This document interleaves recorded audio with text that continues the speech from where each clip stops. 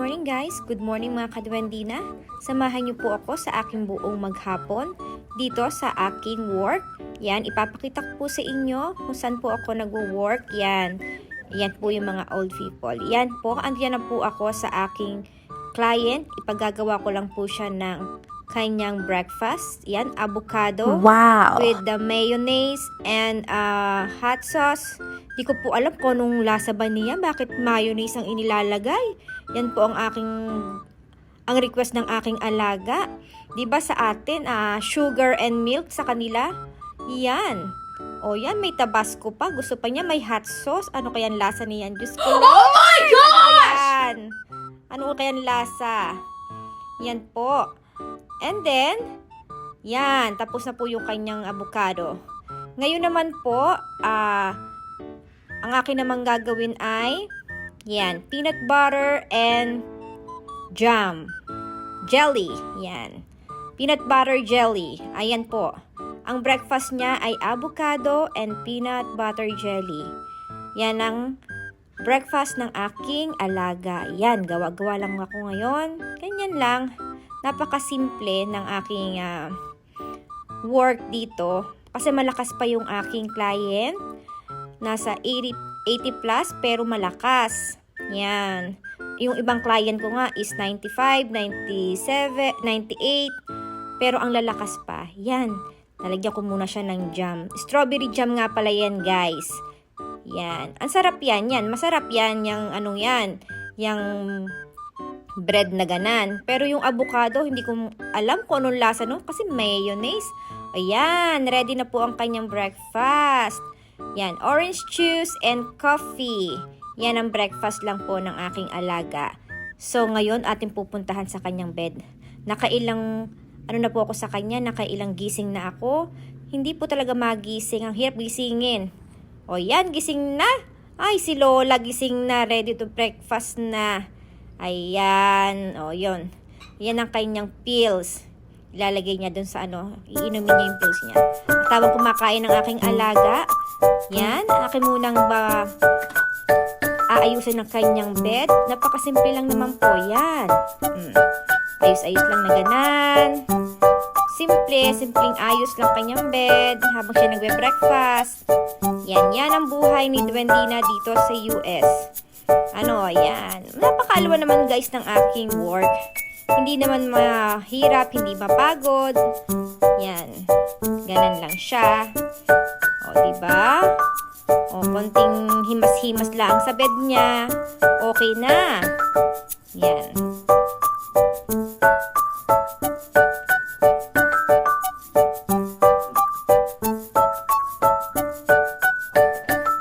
Okay. Yan na nga. O, patapos na. Patapos na si Dwendina ng kanyang pag-prepare sa... Okay, tapos na po. Balik tayo. Yan, habang kumakain, andun ako sa tabi niya, inaayos ko yung kanyang pang nebulizer. Yan. Konting, kwento-kwentuhan lang kami, na pinadudugunan naman niya ang aking ilong. Ha ha ha ha ha ha. Yan. O, sige. Yan, ganun lang po ang aking ginagawa. Yan, prepare ko yung kanyang pang-bread. Yan, tapos na. Hintayin ko na lang matapos ang kanyang pagkain. Yan na. Tapos siya magkumain. Yan, nagbi-breed na siya. Mga 10 to 15 minutes lang niyang ganan siya. Yan. So, yan guys. Tapos na ako dun sa isa kong client. Pupunta naman ako dun sa isa kong client. Sa North Building naman. Second floor. Ito, nakatito ako sa elevator. Para pumunta po ako doon sa isa kong client. So, yan. Labas tayo. Yan. Lakad-lakad lang. Lakad lang ako. Doon sa isa kong client. Lalaki siya. Saglit lang ako dito. Bali, 15 minutes lang kukunan ko lang siya ng vital sign. Tapos makikita niyo to, ang isa ko. Yan yung isa kong client. Mamaya ko siya pupuntahan. So, unahin ko muna yung isa. Bali, itong araw na to ay tatlo yung client ko. So, yung kanina, si Barbara, prepare ko lang siya ng kanyang breakfast. And then, binirate ko lang siya. And then, ngayon naman, punta ko dun sa kay Bob. Lalaki siya. So, puntahan ko naman siya para kunan ko siya ng vital sign. Hindi ko siya pwedeng i-video kasi medyo striktong lalaking to. So, iyan. Hanggang dito muna tayo kasi papasok ako sa kanyang bahay. Pero pakita ko sa inyo kung anong klase yung mga ano dito. Yan. Para siyang hotel. Yan. Bahay-bahay siya. Para siyang condo na malaki. Malaki to, guys. Yan. Dito ako nag-work. So, yan ang buhay ni Duendina dito sa US. Yan. Oh, dun sa dulo, yun yung aking client na lalaki, si Bob. So, mamaya uli, no? Pasok lang ako sa kanya. Wait lang. Yan guys, tapos na ako doon sa isa kong client, sa padalwa kong client. Tapos na ako. Saglit lang yun, 15 minutes tapos. Binigyan ko lang siya ng kanyang pills. So, tapos inanuhan ko siya ng kanyang vital sign. Kinuhanan ko lang siya ng vital signs. Kaya, tapos na ako. Punta naman ako doon sa patatlo kong client. Ito, medyo matagal to, 4 hours to. Ito, wala rin akong gaanong gawa dito. So, pinakang gawa ko lang dito ay samahan ko lang siya mag-walking. Kung mag-walking kami mamaya, papakita ko po sa inyo mamaya. Okay, punta muna ako sa akong client. Hinahapo ako, hinihingal ako. Ang init kasi doon sa kanyang sa kanyang bahay, kaya nagtagal ako ng jacket. Ang init. Napaka nung heater niya. Grabe, parang hinapo tuloy ako. So, guys, dyan muna kayo ha. Okay, punta lang ako sa aking patatlong client. Eto na. Yan guys, upo muna ako dito dahil ang pasok ko pa dito sa isa kong client ay 12 to 4 ako dito. Bali 4 hours po ako sa kanya. Pero actually 6 hours ako sa kanya at dapat wala akong pasok ngayon.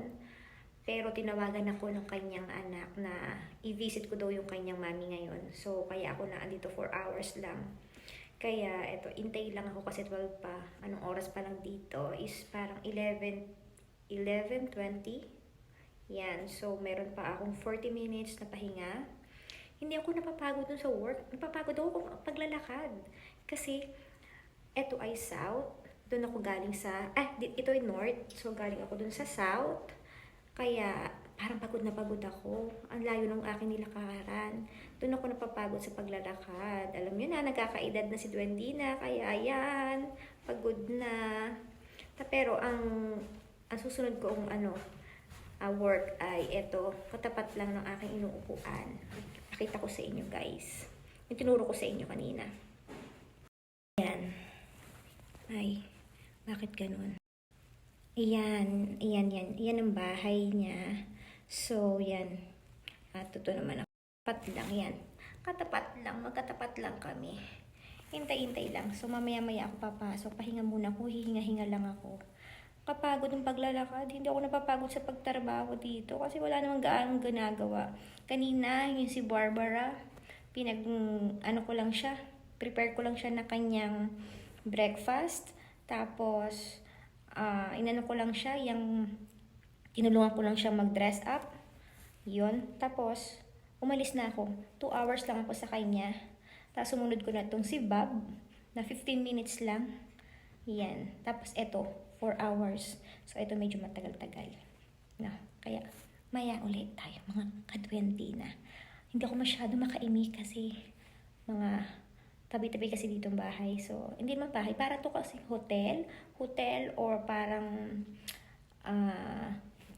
condo. Ganun. Pero lahat ng nakatira dito ay matatatanda. Mga matatanda. Yan. Kaya, maya na lang uli. Okay? Bye! Finisher. Okay, now this. I'll put it like this.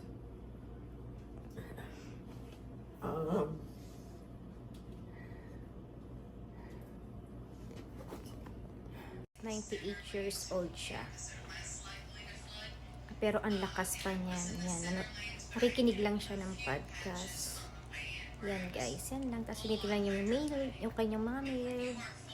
Yan. Mamaya mag-ano na yung mag-walking. Mag-aaya na yung mag-walking. Yan. Ganito lang. At ganito lang yung work ko sa kanya. kumain na yan ng kanyang lunch. Hindi ko siya pinagpe-prepare ng lunch kasi siya na yung gumagawa ng sarili niyang food. Kaya, ayan. Ito, nakaupo lang. Yan. Yan. Ito lang. Ganto lang ako dito. Yan. So, maya ulit. Guys, maya ulit. Yan guys, ako po ay tapos na sa aking work. Andito na po ako sa aking sasakyan.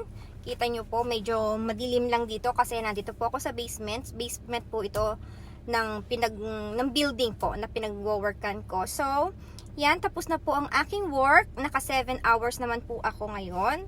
So, okay na rin yun. Pahinga-pahinga din naman po. Konting pahinga lang. So, yan. Sa mga di pa po nakakapag-subscribe po ng aking channel, please subscribe po ng aking channel, Duendina Life and US, pati na rin po ang aking FB page ng Duendina Dwarfs and Pets.